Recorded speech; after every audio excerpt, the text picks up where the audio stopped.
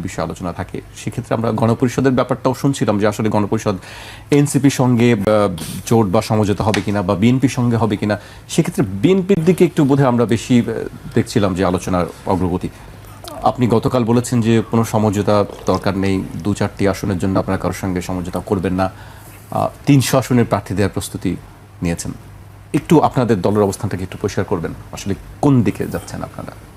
যারা দেখছেন সবাইকে শুভেচ্ছা। আলোচক হিসেবে শরীফ ভাই আছেন, আপনাকে শুভেচ্ছা।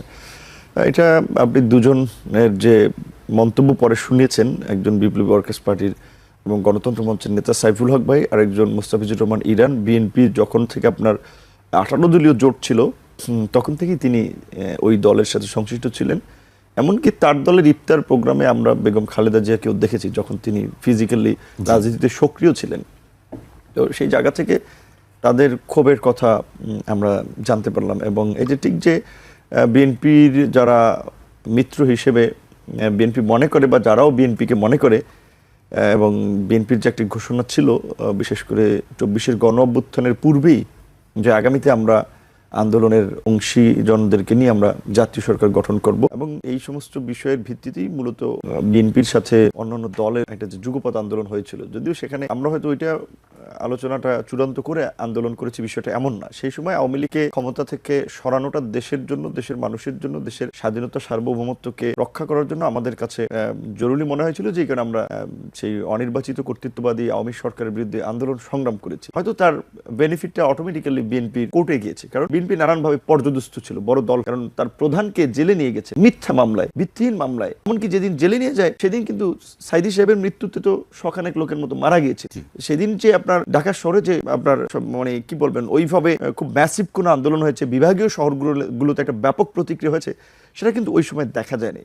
আমাদের খারাপ লেগেছে। তো এই অবস্থার মধ্যে বিএনপিকে যেতে হয়েছে। তার প্রধান জেলে চলে গেছেন, দ্বিতীয় প্রধান দেশের বাইরে কার্যত নির্বাসিত, আর দেশের মধ্যে যারা আছেন তারাও হামলায় পর্যদস্ত। এবং বিএনপির প্রধান মিত্র হিসেবে দীর্ঘদিনে বিএনপির সাথে পথ চলেছে, বিএনপির শক্তির একটা জায়গা ছিল জামাত তো প্রকাশ্যে জামাতের নাম নেওয়াটাই মানে হচ্ছে একটা পাপ ছিল, এরকম ছিল।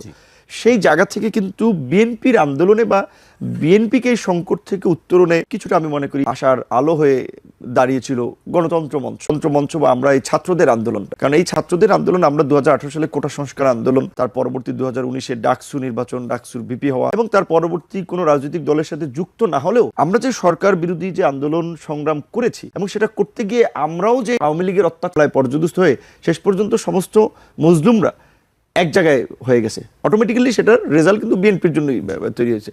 এবং এর মধ্যে দিয়ে একটা গণতন্ত্র মঞ্চ গঠিত হয়েছে, একটা রাজনৈতিক সেন্টার করেই সেটা সে সময় হয়েছিল, নানান কারণে পরবর্তীতে সে সময় পথ চলা হয়নি। সো সেদিক থেকে বিবেচনা করলে গণ অধিকার পরিষদ, গণতন্ত্র মঞ্চ, এই জামাত সহ অন্যান্য মিত্ররা বিএনপির কাছে আমি মনে করি গুরুত্বপূর্ণ একটা মানে প্রাধান্য পাওয়া দরকার।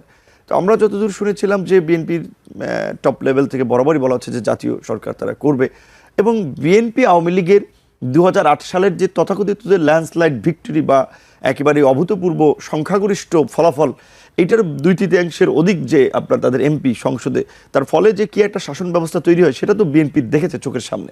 এবং বিএনপি যেই রকমের একটা দল তার স্লাইড ভিক্টরি বা এই ধরনের একটা ব্যাপক সংখ্যাগরিষ্ঠ দিনের সংসদে আসে, সেটা বিএনপির জন্য খুব বেশি ভালো হবে না।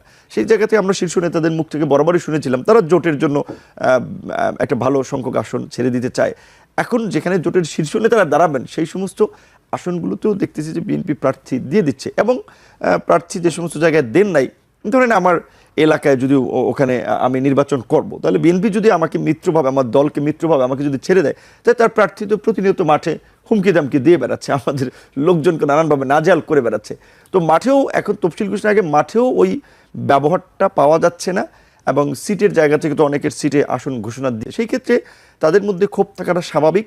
এখন আমি জানি না এটা বিএনপি কিভাবে আপনার মীমাংসা করবে, তবে এটা আমাদের কথা পরিষ্কার, শেখ হাসিনাকে আমরা ফ্যাসিস্ট বলি, তো শেখ হাসিনাও আমাদের 10টা সিট অফার করেছিল যে নেওয়ার জন্য। শেখ হাসিনা নিজে ফোন করেছিল, আপনার তৎকালীন ব্রিগেডিয়ার জেনারেল জোবায়ের সাহেব, ডিজিএফ এর হামিদ সাহেব, তারপরে আপনার আওয়ামী লীগের নেতারা, অনেক নেতারা আপনার বলা চলে জোর করে তুলে নিয়ে বসেছেন কিংবা আলোচনা করেছেন দামি প্রার্থী দাঁড়াইলে প্রত্যেক আসনের জন্য আপনার 50 লাখ টাকা করে খরচ দিবে, কারণ সেই সময় তো ছাত্র যুবক তরুণদের জায়গায় গণ অধিকার পরিষদ বা আমরা ছিলাম। তো সেই শেখ হাসিনার তো পয়সাও নিলাম না, সিটেও সমঝোতা। তো এখন এই গণঅভ্যুত্থানের পরে আমরা একটা মিত্র জোট গঠন করে নির্বাচন করব, সেটা বিএনপি কেন্দ্রিক হোক, 8 দল কেন্দ্রিক হোক। তারা যদি বিবেচনা করে যে এরকমের 2-4 সিট দিয়ে, তো 2-4 সিটে তো এই খুদকুড়া টোকানের জন্য আমরা কারোর সাথে জোটে যাবো না।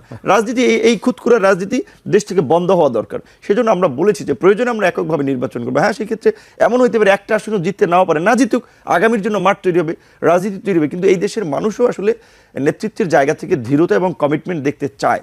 সো সেই জায়গা থেকে আমরা পরিষ্কার বলেছি যে বিএনপির সাথে কিংবা যার সাথে আমাদের যদি জোট সমঝোতা হয়, সেখানে একটা ন্যায্যতার ভিত্তিতে সরকারে আমাদের কি রোল হবে, আমরা কি ছোট জগন্নাথ মার্কা ইনু মেনন ভাইদের মতো মন্ত্রী সেখানে একটা সিদ্ধান্ত গ্রহণে ভূমিকা থাকবে, এই ধরনের আলাদা আমরা কোনো জোটে যাব না। এটা আমাদের একটা পরিষ্কার অবস্থান।